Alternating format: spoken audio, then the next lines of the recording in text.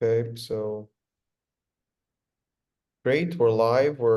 I think Maria just opened it up to the public, and I think people are now joining. Um, let's give ourselves a few more minutes because I think there's like several people that are waiting to log in. So, Carl, if you don't mind waiting like maybe 3, 4 minutes, and then we can get started, okay? Yeah, no problem at all. It's good.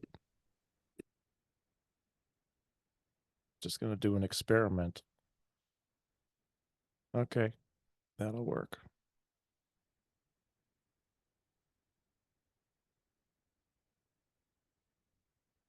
All right, good.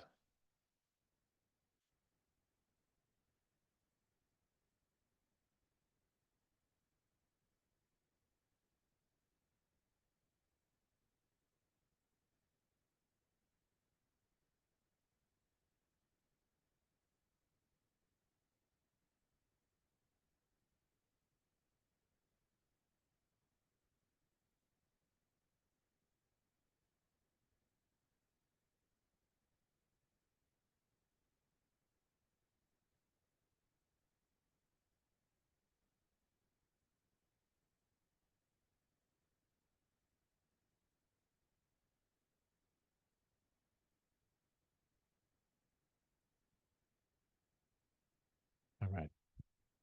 So we're starting soon, in case anybody wonders. Just waiting a couple of minutes. And I've been looking forward to this a lot. So,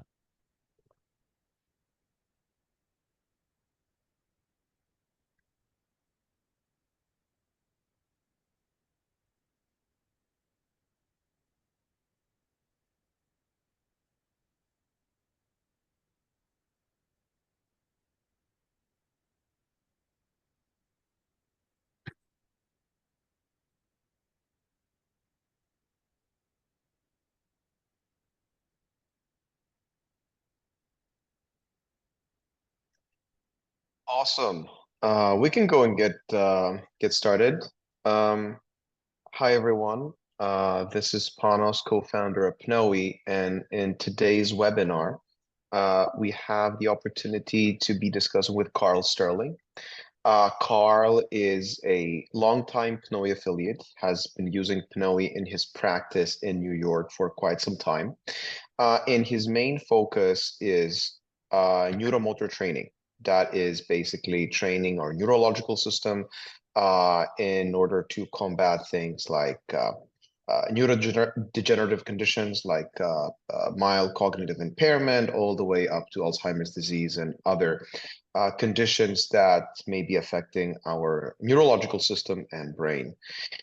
Due to the fact that breathing is a very core component of how our neurological system and our brain works, there is a lot of work that he has been doing with breath analysis and also personalized nutrition and training programming stemming from breath analysis in order to enhance the efficacy of the programs that he has been delivering to people for quite some time now. Uh, Karl, without further ado, I'm opening it up to you. If you can share a little bit of information about yourself, and then feel free to dive into the science of the programming that you've been using to help so many people thus far. And of course, thank you for being here. We're a very big fan of your work, and we very much look forward to this discussion. well, thanks for having me, Panos. It's really a pleasure. It's an honor to be here, and I appreciate everybody watching. Thank you. Yes, I'm based in Syracuse, New York area. It's in the central part of the state. Um, like a 4-hour drive probably from New York City. So I'm not in the city. Um, I'm in the country. But we have yeah, well, if I go through a little bit of background, I'll be brief about it. After 35 years as a drummer for a living professionally, I started when I was 14. I wanted to switch careers. So in 2008, I was weighing in at, well, in kilos, it's probably about 135 kilos, 290 pounds or so. I'm 6'2". 2 meters maybe. So I was way too big and obese and a lot of health problems. That caused me physical one year from my doctor. Um, Set off a few alarms because I had a lot of problems, um, diabetes and high blood pressure, neuropathy, and heart. Things were bad. I took 1 year. I maxed out my credit cards. I lost 70 pounds, actually 80 over time. And I thought, man, I feel so good. I think I'll become a personal trainer. So I did, went back to school for nutrition at the university here, and then got into this whole neuro rehab thing with further education after that back in 2012. I started doing the work I do now with neurological, and it's come a long way since then. So my journey to sickness and then back to health took me back to school, and it just got me into this pathway of really always seeking what can we do, like the best things we can do, whether it's techniques, tools, concepts, strategies to make the biggest difference. Because none of us are getting any younger, and we will never get younger, not chronologically, but there are things we can do to help our body perform better and as if it were younger, which you'll discover as we go through this. So, fast forward many years and a lot of traveling and teaching globally, extensively around the world. The same type of information I'm going to share today in a very brief format.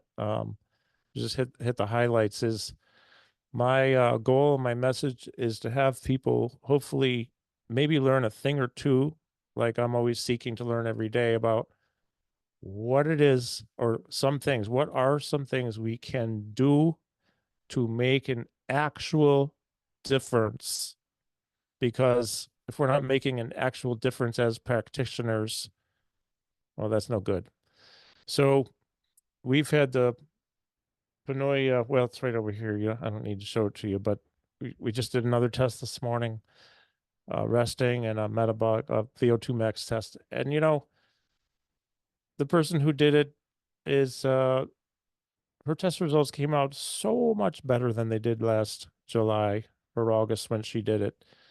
Well, guess what? That's because we knew where to go. So we're going to go over that in a little while. But what I want you to think about as we go through this is there is an importance to having a good VO2 resting, let's say, score, a resting metabolic score, and a VO2 max score.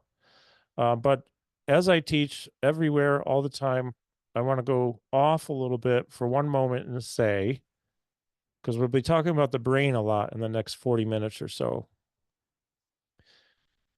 To get the most from today, have a pen and paper ready.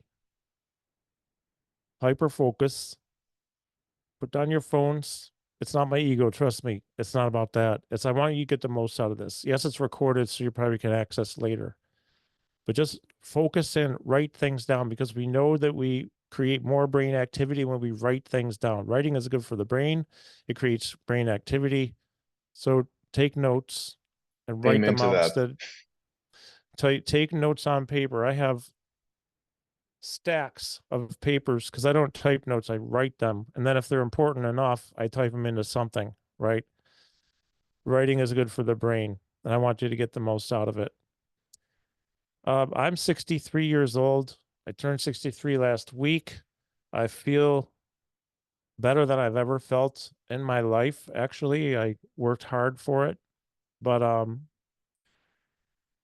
PNOE and the tests that we can do help me to get there. The reason I say all this on this slide is because my goal is the goal that a lot of people have in common with each other, which is we want to have a health span that lasts a long time within our lifespan. Okay, now I'll give you an example. My father, who I loved dearly, passed away 8 years ago. He was 84.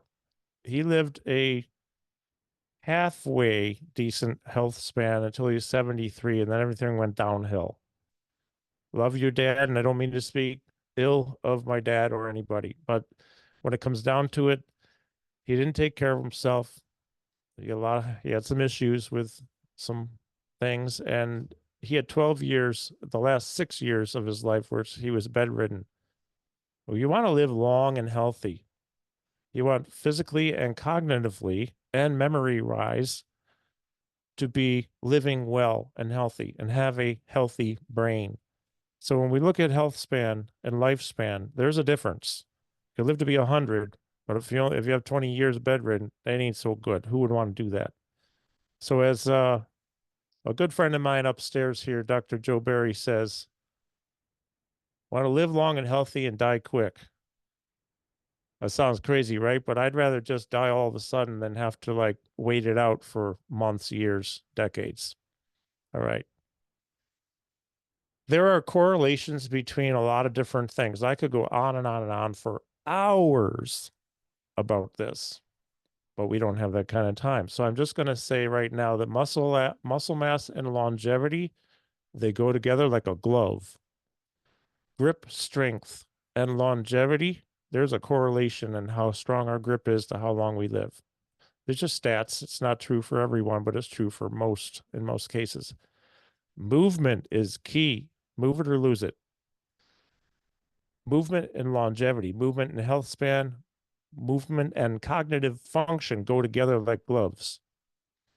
There's another thing, and I don't mean to be morbid, but I'll just be factual. Sometimes you got to hit people between the eyes. This is what I do on my radio show. I talk about this stuff, a thing called the death spiral. Well, we do know this. Muscle mass, no matter whether we like it or not, it diminishes as we age. And Dr. Michael Joyner from the Mayo Clinic, well, uh, published researcher, an amazing gentleman. He was on my radio show recently talking about what they call obligatory aging muscle decay. We're going to lose muscle as we age. We'll talk about how we can combat that, though, in a minute. This is going to compromise our balance more than likely because the first muscle fibers to decay in their, or let's say diminish in their capabilities, tend to be the type 2 fibers. Why is that? Well, this is how it goes. They're not oxygenated as well and all kinds of other stuff. Type 2, you may know, are more correlated with things like sprinting, explosive movements, jumping, but it happens to be, they're also highly connected with balance. So you may not be jumping up and down anymore if you're 70 years old, but you want your balance to be good, or you're 80 or you're 90. The good news is we can train the type 2 fibers. They're not the easiest to train, but we can. Well, we should try to stay ahead of that. All right. All right. Death spiral is this. Balance is compromised for a lot of people. Falls increase, fall risk goes up. Bones become more brittle because bone health is tied in with muscle mass and muscle quality. Less muscle usually equals more brittle bones, which means fracture risk goes up. And there's a higher likelihood of cognitive decline. You're going to see cognitive decline and dementia show up a lot in this slideshow. Why is that? Because less movement with less muscle, with more falls, more brittle bones, more fractures.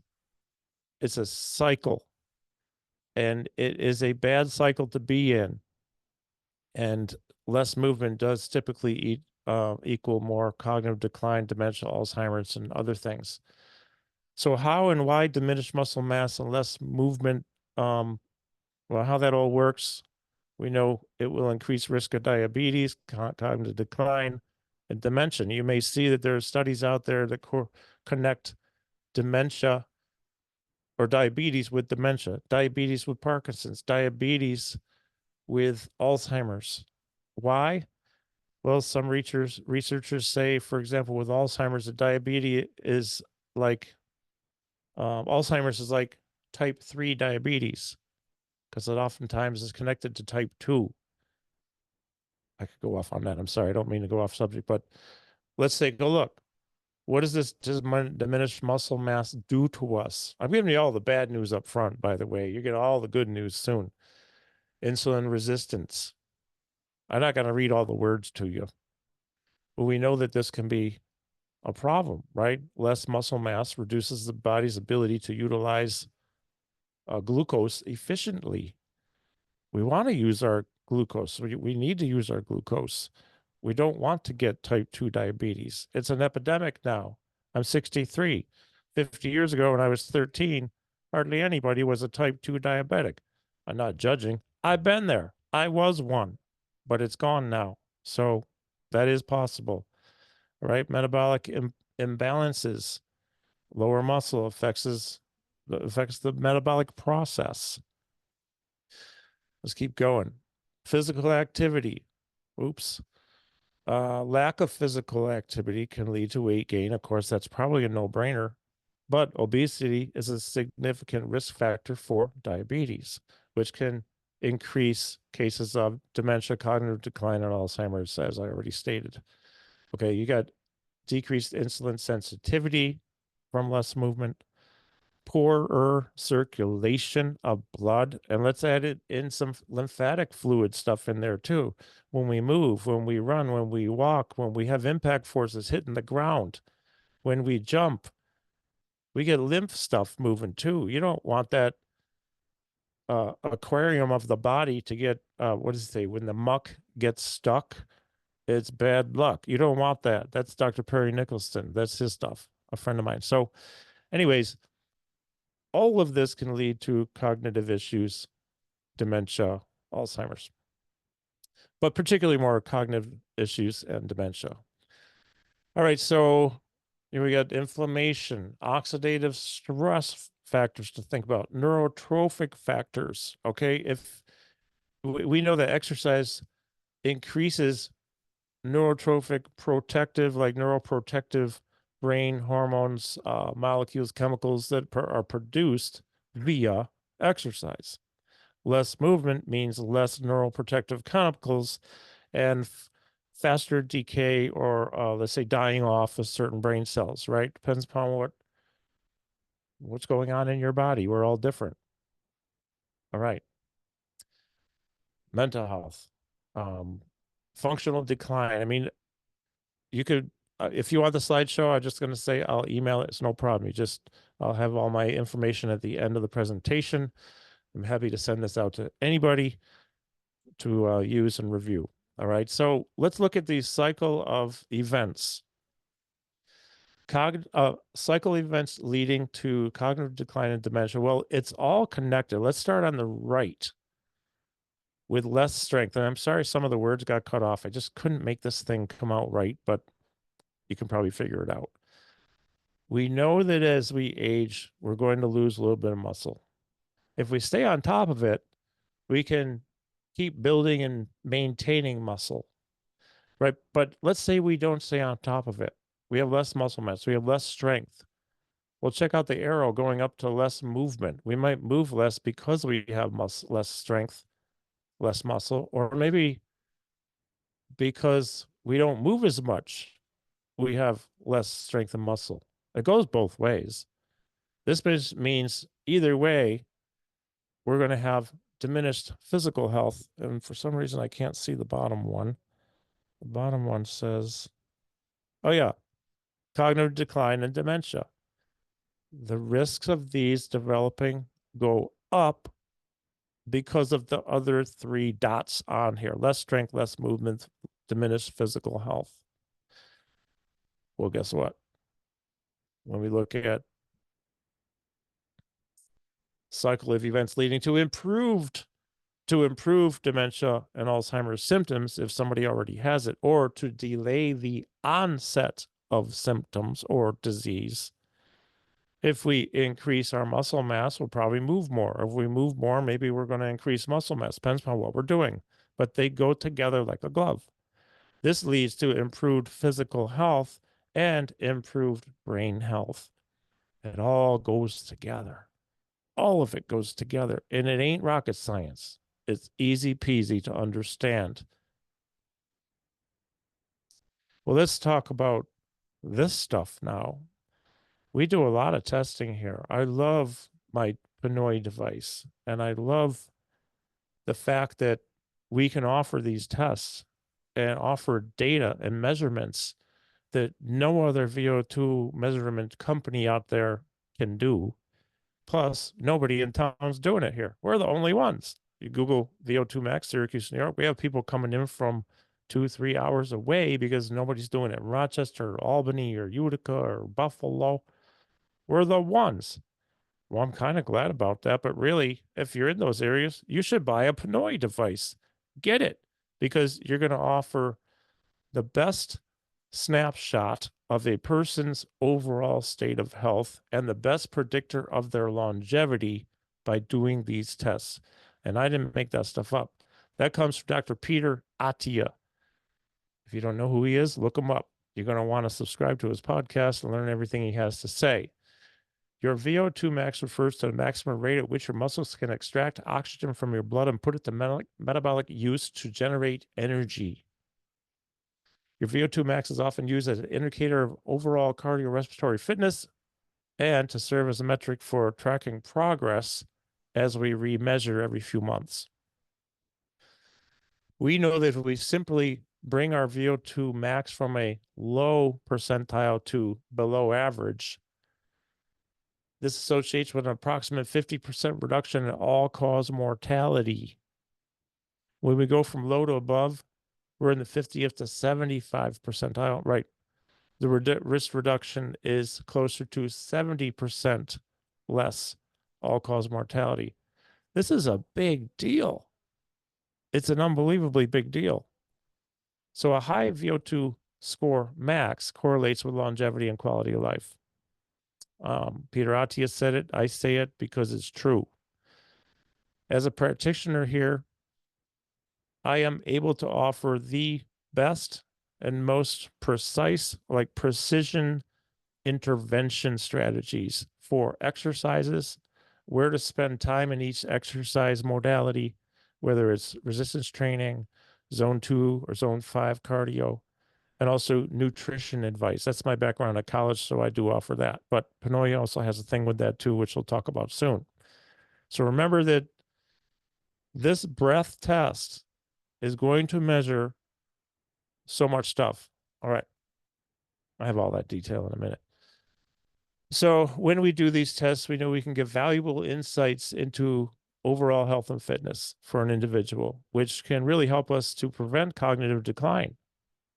All right. Now, as far as I know, I don't have cognitive decline, but I do have Alzheimer's in my family. I don't want Alzheimer's, folks. I'm going to tell you right now. Right. So what can I do? Well, these tests help me to program what I need. And Petros, who's our assigned metabolic expert, who I have my one-on-one consult with coming up again, because I redid my test last week. He's going to help me to fine-tune my path of intervention for exercise. Right. So in nutrition. Well, I don't want cognitive decline. I do everything I can to delay that from happening or hopefully omit it completely. It offers the opportunity, these tests offer an opportunity for precision exercise prescription. I sometimes want to read everything, but you can read it on your own. I'll send it to you because that says it all. All right. Exercise prescription, precision. We're going to know more about our cardiovascular health because we know that the more conditioned we are in this way, the less chance of cognitive decline or brain health related issues. A lot of reasons for it. And it mostly has to do with the fact that breathing is so important and everyone should be doing it. Of course you're breathing, but are you breathing intensely? Are you doing zone 2 for a long duration? Are you doing zone 5 sprints and this and that, which we need to do because when you do breathing, all kinds of magic happens in the brain to preserve the cellular structure, like cellular structure, integrity, and functionality of brain cells.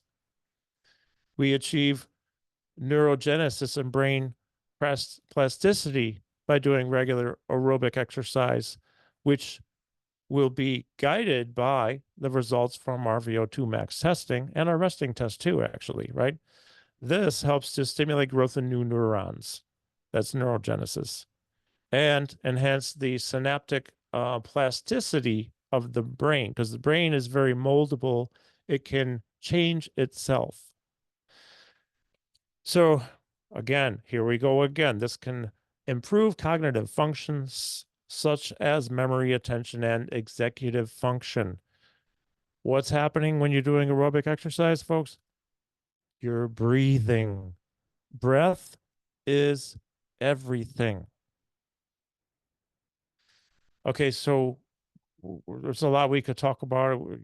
Caloric needs and nutrition, weight management, metabolic health.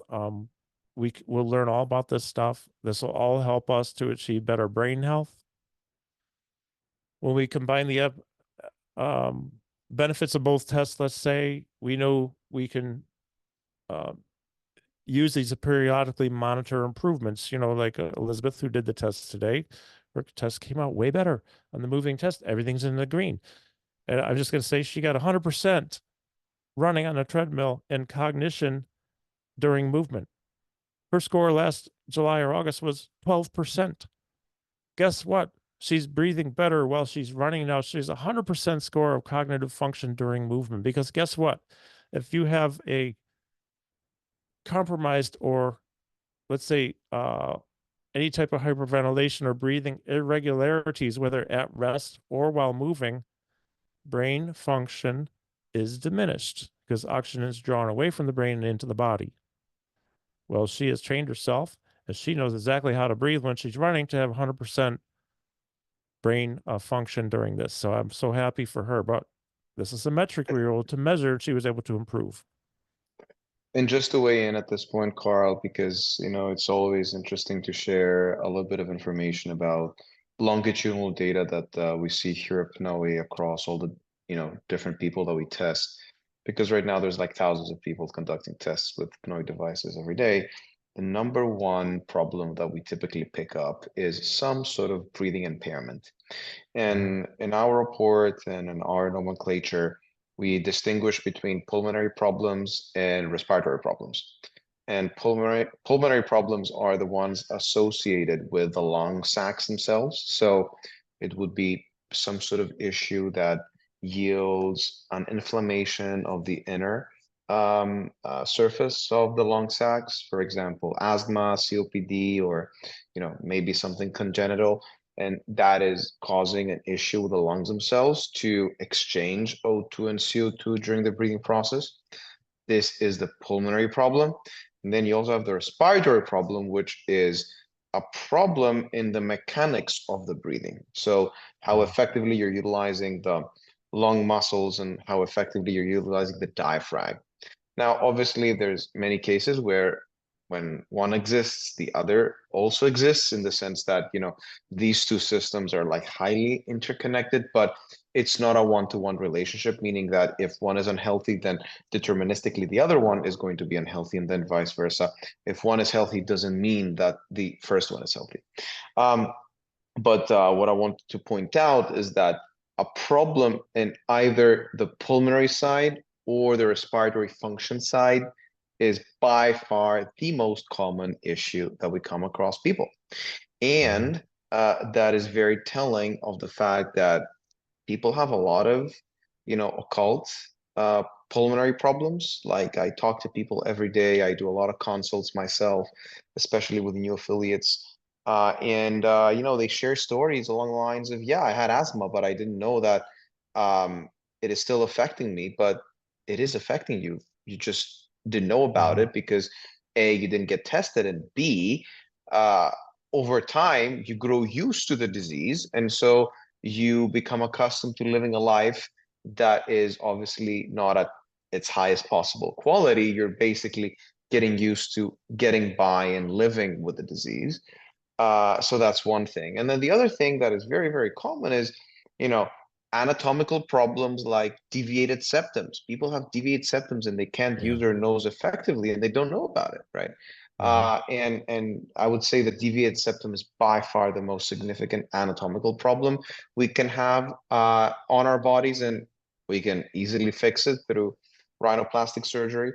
And then there's a lot of people that because of anxiety disorders or some sort of post-traumatic stress disorder of some nature, they develop a bad neuromotor connection between their brains and their respiratory muscles, and they go into what's called a chronic hyperventilation syndrome, which, according to many, may be affecting 20+% of the population, and nobody knows about it. Yeah. And to your point, Carl, earlier, when people hyperventilate, they underdeliver oxygen to the brain, right? There's Mhm. many mechanisms that will determine the oxygen delivery to the brain through breathing. So there's the Bohr effect, there's vasoconstriction, there's a lot of different things that will impact brain oxygenation. But long story short, if you're not breathing right, not enough oxygen is going to the brain, and people are now recognizing that more and more as the root cause for many neurodegenerative conditions. We are Absolutely. now viewing them as vascular diseases, meaning that Mhm. they relate to the delivery of oxygenated blood versus a consequence of beta amyloid and other substances that more and more people are now abandoning as theories. Yeah, just Yeah. wanted to point that out. Breathing problems is a very, very big thing. I would say more than half of the people that I talk to, especially after a certain age, are suffering from some sort of respiratory issue that, would be considered subclinical. Like if these people were to go to the hospital, like no one would actually pay attention to them. Uh, but the reality is that it is very much a problem and is very much a factor that is leading them to a potentially catastrophic health consequence down the road. Absolutely. Oxygen, blood, we need blood to get oxygen to all the parts of our body. Oxygen is life, and we need to breathe. If we don't breathe well enough, we're not going to get enough oxygen. It's so simple, yet it is complex in a lot of ways, and what's going wrong in a lot of cases. I can tell you that. Well, I'm going to continue. I have a story I want to tell you in a minute also. So let's, if you don't mind, let's go down this brief path of why exercise is so good. Now, we do know that if somebody, let's say they're genetically predisposed to something like Alzheimer's or Parkinson's, well, the best known way of slowing the disease if you have it, or delaying disease onset if you are genetically predisposed to getting it, perhaps, is now, this is news to me. I just learned this recently, and there's data to support this strongly. Strength training. I was always teaching cardio. Now, that's almost equal second on the list, cardio. It has to do with what happens in the brain during strength training. I don't have time to go into it. Just know that strength training is absolutely imperative, because now we're going back to muscle mass. We're going back to diminished movement. We're going back to falls, fall risk factors, fractures. What happens when we don't move as much? We don't breathe as deep. We don't breathe as much. We don't get as much oxygen. We become deconditioned. It all goes together, right? So building that strength is paramount for a lot of things, including brain health, cardio, next on the list for brain health. In fact, John Rady, Harvard professor, who has been on my podcast and will soon join me on the radio show, talks about the body, the part of the body, which likely benefits most from any form of exercise is the brain. So, what happens in the brain during exercise, besides blood flow and oxygen to various parts of the body and the brain, is the creation of neurotrophic growth factors, one of them being BDNF. A lot of people probably heard of it. This is not the best slide, but I like it well enough to show it to you. When you are exercising, brain-derived neurotrophic factor, which is what we're talking about here with BDNF, and the data on this is all over the place, from Stanford and Harvard and NYU and all kinds of places. All right. We know for sure activity and active state promotes increased and improved neuron health, and it also boosts neuron activity. because you're enriching with physical exercise, mental stimulations, and social interactions. By the way, it's a really big one. People tend to, if they don't go out as much because they can't move as well, they become more isolated, they get depressed. Well, now you're looking at the left side of the slide. Depression, possibly. Diminished neuron activity, stress, atrophy of the body and the brain, because the brain can atrophy too, right? So we want to stay active because it's going to help with neurogenesis, cell survival, and actually plasticity of the brain, so we can learn things more easily. The more we exercise, the easier it is to learn new stuff. What's so great about it? Well, this BDNF helps to keep certain chemicals in the system longer. So, for example, we work a lot. What I'm, if anything, folks, I'm sorry, it's not my ego. Trust me on that. I just happen to be known for my work in the Parkinson's arena globally. I've written books about it, taught countless workshops around the world. We know that in the Parkinson's population or the Alzheimer's population or the cancer population, if you had chemotherapy, if you are taking levodopa, carbidopa, Sinemet, any kind of dopamine replacement for Parkinson's, or you're taking some other med for some other brain-related cognitive memory issue, when you take your meds, when you have received the chemo, whatever med, when you exercise, BDNF production helps the uptake of the medications to get into your system faster and stay for longer lasting effect, longer on periods for people with Parkinson's. So they move better for longer after they take the medication, because 20 minutes after they pop the pill, they're exercising. That's the best time to do it, because you get a longer period of on and, let's say, more optimal movement. BDNF helps to promote cell death and promote long-term maintenance so diseases don't progress as quickly. I got a million stories I can tell you, but we don't have time. Let's keep going. Exercise programs using the PNOΗ, looking at practical applications using the PNOΗ test results. Like I said, we create precision intervention exercise strategies and nutrition plans and lifestyle adjustments. All right, so we get both of these test results and let's say the appropriate interventions into our daily routine. We're taking a proactive approach to preventing cognitive decline and promoting long-term brain health. The bottom line is, folks, we need to keep moving. And there's a typo. Wow. Practice breathing exercises. We must keep moving. Want to move or not, doesn't matter. I didn't feel like moving this morning. I usually do, but I didn't today. I wanted to go downstairs and sit on the couch, but I didn't do it because I know if I sit there like an object of rest wants to stay at rest. Well, I had to keep moving so I could stay moving. When I exercise, I generally do exercises I like to do, although when I go to CrossFit, there are things I don't like, but I do them because my daughter's there. She tells me to do them, and so does the coach, so I just do them. Plus, it's bonding time with my daughter. And guess what? If I don't feel like working out, which is all the time, by the time I get started 5-10 minutes in, I forget that I didn't want to work out. So, and I'll do the exercise. We want to build and maintain muscle mass. We need to do cardio. We need to do our endurance of our zone 2. We need to do our interval training of zone 5. We need to exercise the body, exercise the brain every single day. I have a story I want to tell you real quick before I show you 2 more slides and then a little bit of data and then Q&A.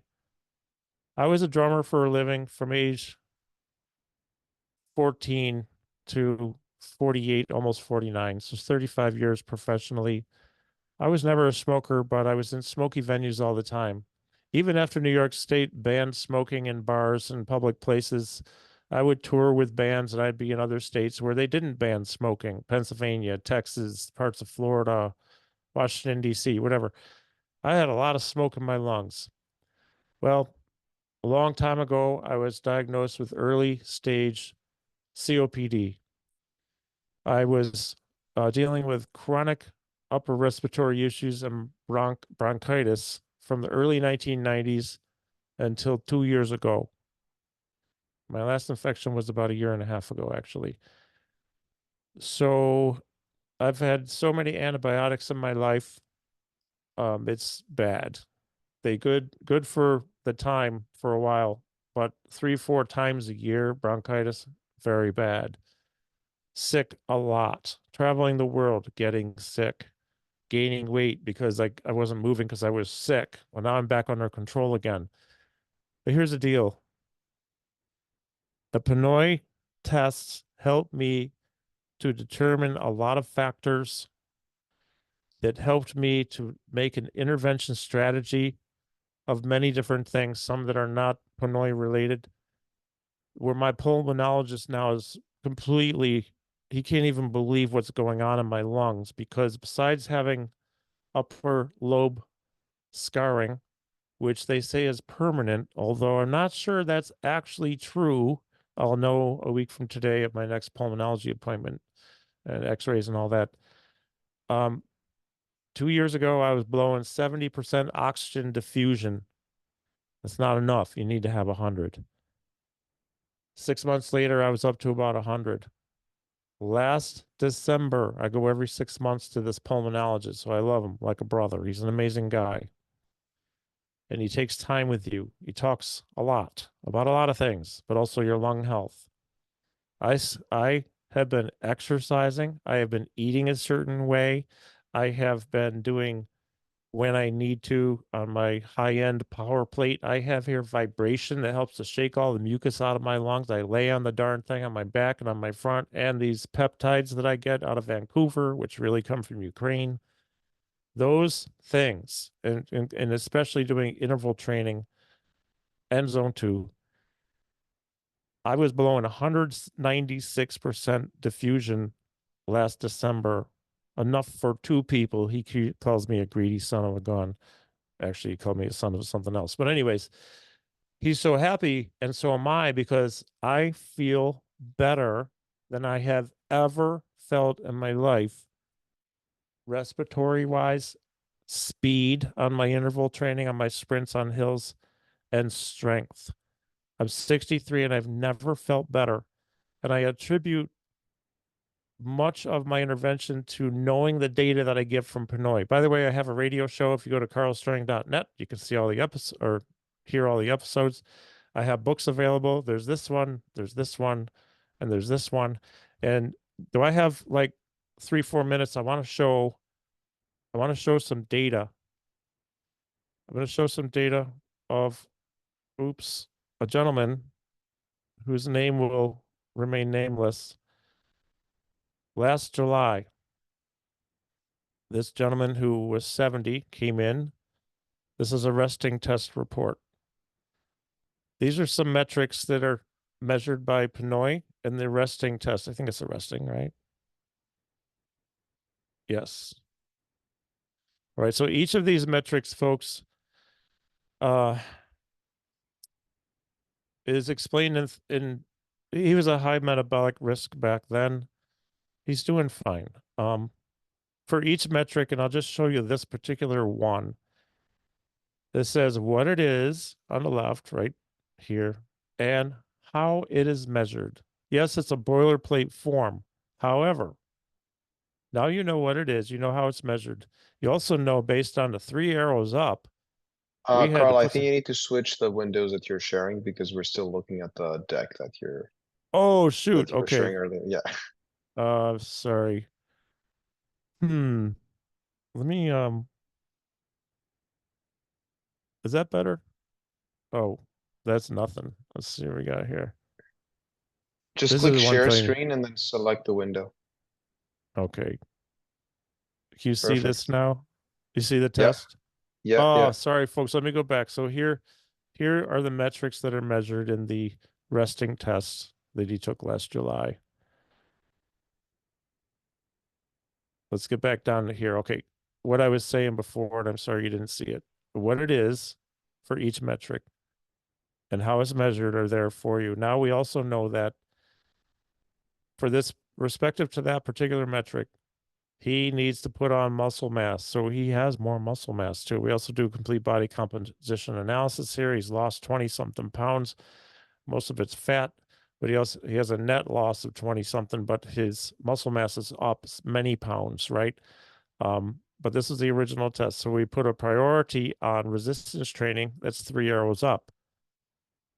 We also put a next priority on interval training.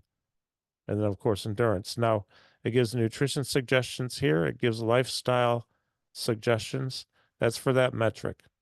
What about this one? Well, there it is. What it is, how it's measured, and then what to do. Because I want to get through things quickly, all these are there.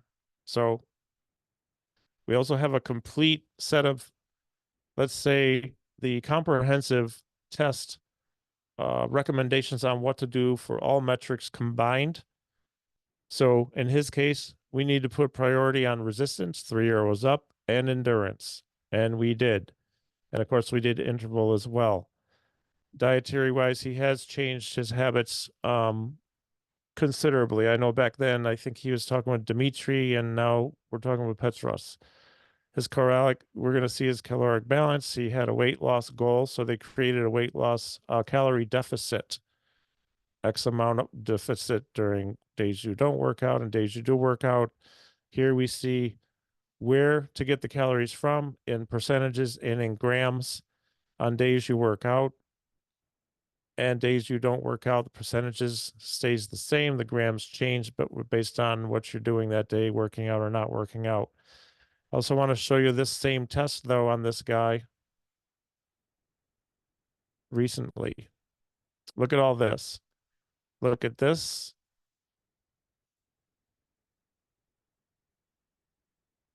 Sorry, folks.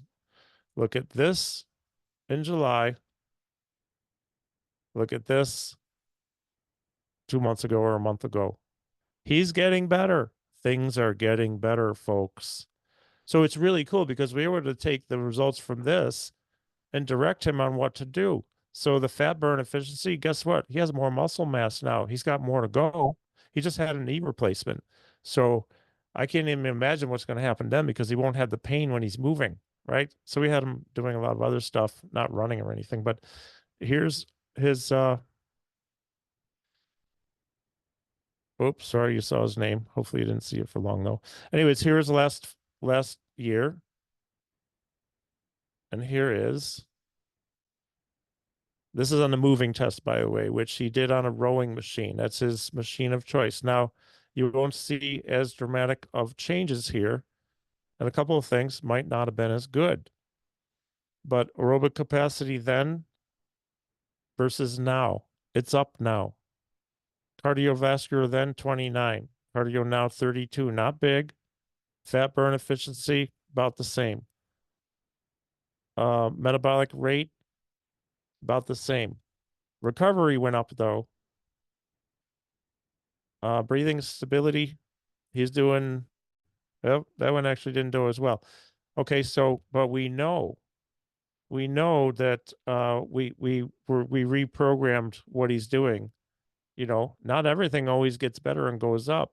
I did my test last week, a week ago, and I'm pretty pleased with my moving test, but I'm not happy with my resting test. I need more muscle mass because some of my numbers didn't get better in the resting test, but they got better, all of them on the moving test. I got 100% on breathing and cognition. Whoa. So bottom line is this allows us now, let's look down here. He was 70 when he did this last year. The good news is last year he was functioning like a 77-year-old at age 70. He hasn't turned 71 yet. Now he's down 5 years. This is a step in the right direction and it takes time. But guess what? He's happy and he feels better. And his clothes, well, he had to have them taken in because they don't fit as well. They actually fit better, if you will. I mean, he had to make adjustments. So things are going in the right direction. His VO2 score overall is, things are going in the right direction there, where he's down here in the limitation zone here, and then up here No, it's not a lot higher, but it's higher. And it Yeah, I mean, makes he definitely went from the problematic zone to the acceptable zone. This is it a massive change in terms of the probability of this guy experiencing absolutely, a adverse health event that can be yeah. life and financially reckoning. So yeah, I mean, Then 100%. Mhm, the only other things I'll show you right now, um, mhm. is what I love is, you probably heard the old heart rate training formula 220 minus your age. It could be dead on accurate for a few people out there, but it's not accurate. You want to get it from an actual set of data like you get from PNOΗ. And this is telling us now, oops, I'm on the wrong part of this. We want to find his heart. Oh, all right, I'm going to go back up a little bit. So now we know his zone 2 target or window is from, let's see, uh, beats per minute, 70 to 78 beats per minute. All right. His zone 5 is going to be 125 to 133. Now we know our target heart rate training zone for endurance training and interval training. It's not 220 minus EH. It doesn't add up in his case. It wouldn't be right. It would be wrong. But this is right. And we also have a breakdown of where to spend our time. We know if we look overall at things, he's got to spend half his time doing endurance training, zone 2, a quarter of the time of working out, that is, on, let's say, a weekly basis, resistance training, and the other 25% more interval training. This is what he needs now. It's going to change in 3 months. Might not change a lot, or it might change a lot. But now we can program, now we can intervene, and we can do a better job for him so he lives better, longer, healthier quality of life. And I want to show you one other thing here. You go to karlstreng.com. I got a lot of stuff here and all that. I am very, very much into practicing breathing because of my respiratory problems over the years. And I figured if anything's going to kill me, it's going to be bronchitis or pneumonia, because I've had pneumonia a few times, and it's not good to have it ever. It can kill people. You get old, you lose muscle mass, you fall down, you break a hip, you don't die from the fall, you go to the hospital, you get pneumonia and you die. How many people know of somebody who did that? That happens. Or you go to a home, the femur study. I meant to tell you the femur study. You break down, you break a hip or a femur. What happens? Well, statistically, age 65 and up, you break a hip or a femur. 1 year later, half of those people are dead, according to one study. According to another study, 30% are dead. And the rest of them aren't back to where they were before they started in most cases, before they fell down. They're not back to that level of mobility and everything and movement. So we're really talking about we need to maintain our muscle mass, maintain movement, maintain quality movement, make sure we have healthy brain, healthy lungs, healthy body, and live a long time. And breathing is such an important part of this. We need to do what I call mindful breathing. So if you just go to karlsterling.com, Karl with a K, go to the breathe tab, most common breathing issues are going to show up, and then some different exercises, just a few. There's one that I do that's not on here. I do it for 2 minutes at night before I sleep. Inhale through your nose, 3 seconds.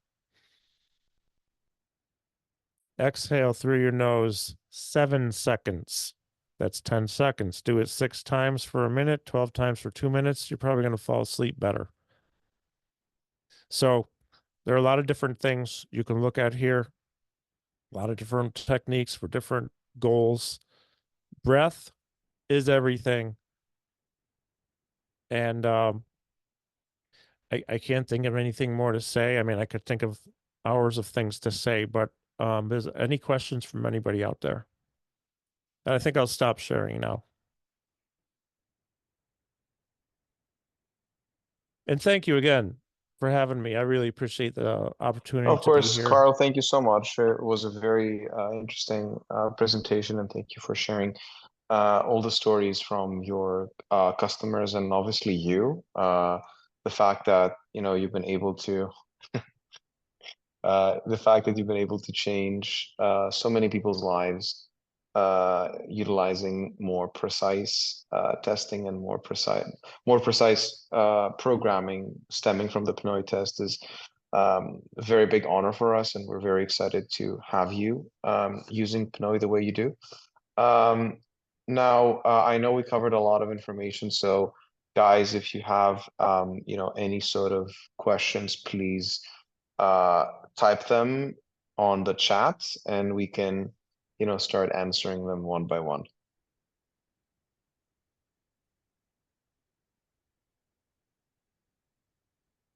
If anyone's considering investing in a PNOE device, first of all, depends upon where you're at, but the chances are you're going to be the only one or one of few who has it, who's administering these tests. And if others are doing it without PNOE, they're not going to get the same data because the others don't offer it. I don't even know of any others. It's just the old school machines that weigh 1,000 pounds with a tube going from your face to a big thing sitting on the floor, and they just give you a True. score. The main issue that we had to overcome as a company in order to make metabolic testing useful is provide a comprehensive view of the actual systems, biological systems that are being evaluated through breath analysis. Because all the science around cardiopulmonary exercise testing, which is the scientific terminology for breath analysis, have been there for decades, and it's a very well-established assessment in the clinical world. But because no one had actually put the time to build a software platform and the infrastructure to go from raw data into something that is insightful for the affiliate and obviously the end consumer, the average person getting a VO2 max test would typically get his VO2 max value and training zones. However, this doesn't tell you where you need to focus on, doesn't tell you how you need to program, doesn't tell you how you need to address whatever problem the person has. And that's why a lot of people that, over the years did VO2 max tests never did them again because, okay, it's cool. I know that my VO2 max is 52 or 41 or whatever. What do I do with that? How do I get it up? Is it a pulmonary problem that is preventing me? Is it a cardiovascular problem? Is it a metabolic problem? If you don't dive into the data to understand what the underlying pathology is, then you're not really getting valuable information from the test. Karl is a great example of an affiliate that is making full use of that. So we have couple of two questions here. questions. Yeah. Mhm. Yeah. First one, should I complete the course before I start using the device? We typically recommend that you go through the certification process as you're conducting tests and also as you're doing consultations with your dedicated account manager. The reason why that is because You're just going to like want with to do that. everything, Trust me, folks. yeah, Sorry, I'm just like with, interrupting you, but you definitely want to do that. yeah. Because if you don't do it, uh, you really need to do it. You have to do that. Yes. You learn things on the job. It's just how it is, just like with everything. It's not just metabolic testing, that's everything in life, I guess. So it's just much more effective, I mean, time efficient, and also much more educational for you guys to conduct tests and then listen to a metabolic expert explaining them. And that's how you actually get to see practical applications of the things that you go over in the certification program. So again, ideal workflow is you do the certification program while you're doing tests on your clients and having the metabolic expert go through them.